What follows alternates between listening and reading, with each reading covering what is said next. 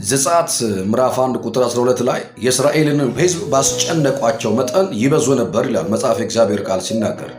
ፕሮፌት ኢዩ አንድ ጊዜ እንደዚህ አውርቶ ነበር። በእኔ ምክንያት የተነሳ ውዝግብ ካለ እንዲቀጥል አዛለዋል።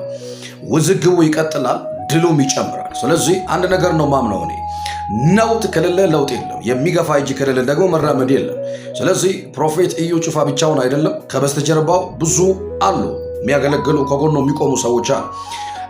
ከሰሞኑ የተነሳው ነገር አለ። ብዙዎች በብዙ መንገድ ታጅበዋል። ነገር ግን ለአንድ አገልጋይ ሊገባው የሚችለውን ክብር ነው የተሰጠው። ይህን ያክል የሚጋነን የሚጋበር አይነት አይደለም። ከዚህ የተሻለ ነገር ገና ከፊት አለ። እግዚአብሔር አምላክ ደግሞ ድልን ይሰጠዋል። የሚያስጨንቀው ፈርዖን የእስራኤልን ሕዝብ እንዳይበዙበት ፈርቶ ነው። ባስጨነቃቸው መጠን ግን ይበዙ ነበር ይላል። ይሄ አሁን የተነሳው ወጀብ ለብዙ አገልጋዮች መበርቻ፣ ለብዙ አገልጋዮች መጠንከሪያ፣ ለብዙ አገልጋዮች ደግሞ መነሻ ነው ብዬ ነው ማምነው። ስለዚህ ካውንስሉ አሁን ከወሰነው ውሳኔ እንድታቀብና እንድጠነቀቅ ከወዲሁ ላሳስብ ወዳ።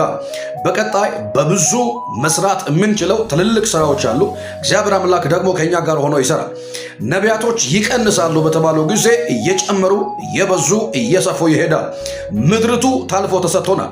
መውረስ መግዛት የኛ ስራ ስለሆነ ስለዚህ አሁን ላይ የምትስቁ የምትንጫጩ በብዙ መንገድ ላይ ሐሳባችሁን አስተያየታችሁን ለቲክታክ ወይም ለዩቲዩብ ገቢ ብታውሉ ሰዎች ተረጋጉ። ውሳኔው ይገለበጣል። እግዚአብሔር አምላክ ነገሩን ገልብጦ ድሉ የፕሮፌት ኢዩ ጩፋና አብሮ ለሚያገለግሉ ሰዎች እንደሚሆን ጥርጥር የለኝ። በያላችሁበት የጌታ ሰላም ጸጋ ይብዛላችሁ። ከፕሮፌት ኢዩ ጩፋ ጎን ነኝ። በያላችሁበት ጌታ ይባርካችሁ። ይህን መልእክት ሼር፣ ሪፖስት፣ ኮፒ ሊንክ አድርጉልኝ። ወዳችኋል። ቴንክ ዩ